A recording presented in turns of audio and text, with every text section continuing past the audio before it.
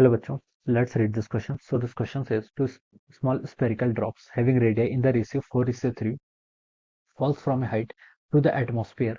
Their momenta on reaching the earth are in the ratios. हमें क्या बताना है, इनका मोमेंटा बताना है on reaching the earth are in the ratios आपको यहाँ पर कैलकुलेट करके बताना है। ओके, तो देखिए बच्चों, इस क्वेश्चन का की कॉन्सेप्ट आप क्या लिख सकते हैं। देखिए कॉन्सेप्ट ऑफ दिस क्वेश्चन आपको यहाँ पर क्या बताना है, देखिए मोमेंटा बताना है। ओके, तो momenta on reaching the earth are in the ratios, momenta का आपको बेसिकली रेशियोस बताना है। ओके, तो इस क्वेश्चन का की कॉन्सेप्ट देखिए, आपके जो स्पेरिकल जो आपकी क्या है स्पेरिकल रेन ड्रॉप्स हैं। ओके, ये जब फॉल करेंगे देखिए तो हम बता सकते हैं कि ये क्या करेंगे, दे विल रीच। देखिए यहाँ पर क्या लग रहा है आपका फोर्थ और बॉयंसी लग रहा है, तो हम बता सकते हैं ये आपकी क्या कर लेंगे, आपकी टर्मिनल वेलोसिटी अटेंड कर लेंगे। ओके, तो इस क्वेश्चन का की कॉन्सेप्ट आप क्या लिख सकते हैं, आपका टर्मिनल वेलोसिटी।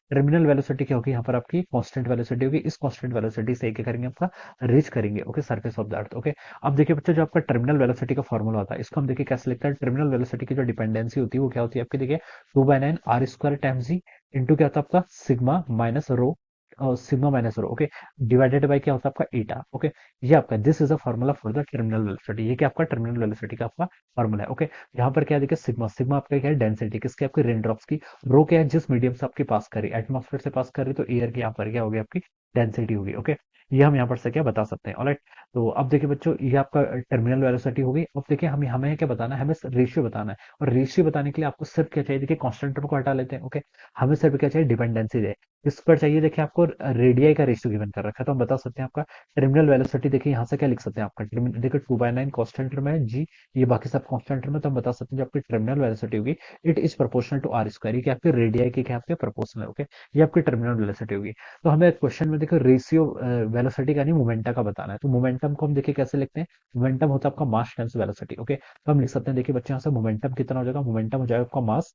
मास को देखिए हम कैसे लिख सकते हैं, आपका मास हो सकता है, मास को हम लिखेंगे देखिए डेंसिटी इंटू वॉल्यूम। मास को हम कैसे डिफाइन करेंगे, आपका डेंसिटी इंटू वॉल्यूम। ओके, और वॉल्यूम की डिपेंडेंसी देखिए कितनी होती है, वॉल्यूम की डिपेंडेंसी देखिए, वॉल्यूम को हम कैसे लिखते हैं, आपका 4/3 पाई आर क्यूब। ओके, ये आपकी क्या हो जाएगी, वॉल्यूम हो जाएगी 1 इंटू आर स्क्वायर आपका ऑलरेडी है। तो हम बता सकते हैं जो आपकी मोमेंटम की डिपेंडेंसी की वो किस पर होगी, आपकी r⁵ पर होगी। ओके, ऐसे हम इसको लिख सकते हैं। देखिए मास किसके इक्वल होता है, मास होता है आपका, मास को हम ऐसे लिखते हैं density into volume. Okay, density आपकी कांस्टेंट रहेगी। ठीक है, वॉल्यूम पर डिपेंडेंसी क्या है, आर क्यूब है इंटू आपका r² हो जाएगा, तो r⁵ ओके, तो हम बता सकते हैं मोमेंटा की डिपेंडेंसी क्या होगी, r⁵। आपको सिर्फ डिपेंडेंसी चाहिए क्योंकि आपको रेशियो कैलकुलेट करना है क्वेश्चन। ओके, तो बाकी सब कांस्टेंट टर्म को अभी हम यहाँ पर क्या कर लेते हैं, एक्सक्लूड कर लेते हैं। ओके, तो ये आपका मोमेंटा की डिपेंडेंसी आ जाएगी। ओके, तो आपसे क्वेश्चन बोल रखा है कि देखिए जो आपकी ड्रॉप्स हैं, स्पेरिकल ड्रॉप्स हैं, उनकी आपकी रेडियाई का रेशियो गिवन कर रखा है और मोमेंटा का रेशियो बताना है। तो देखिए तो क्या लिख सकते हैं इसको, P1/P2, ये क्या हो जाएगा आपका मोमेंटा का रेशियो किसके इक्वल होगा, R1 और R2⁵ ओके,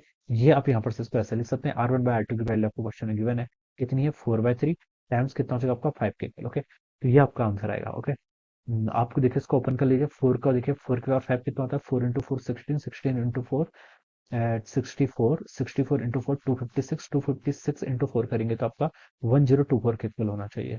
यस, और 3⁵ करेंगे तो देखिए 3⁵ कितनी होती है, 27, 27 और इंटू 9, 27 × 9 करेंगे तो आपका 243 होता है। यस, 243 होता है। ऑलराइट, इसको देखिए, अब आप इसको सॉल्व कर लीजिए, इसकी देखिए कितनी आएगी वैल्यू।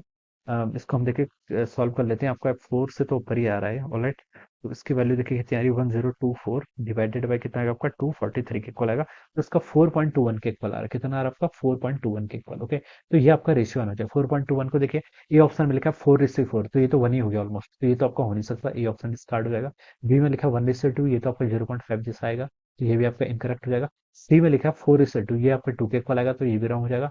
डी में लिखा है आपका 5:1। ओके, तो ये देखिए अप्रोक्सीमेटली आपका इसी रेंज में लाई करेगा। ओके, तो हम बता सकते हैं देखिए यहाँ पर से जो आपका डी ऑप्शन होगा that will be the right answer. D option क्या होगा आपका, इस क्वेश्चन के करस्पॉन्डिंग आपका करेक्ट आंसर हो जाएगा। ओके, 4.21 को हम देखिए टाइप के अप्रॉक्स यहाँ पर एज्यूम कर सकते हैं जो आपको रेशियोज गिवन है। ओके, तो हम बता सकते हैं ये क्या हो जाएगा, इसका आंसर हो जाएगा। Okay, so this will be the most appropriate answer of this question. कौन सा आपका, option D will be the right answer. Okay, तो हम यहाँ पर से इसको ऐसा सॉल्व करेंगे। So I hope you all understood this concept. All the best and thank you.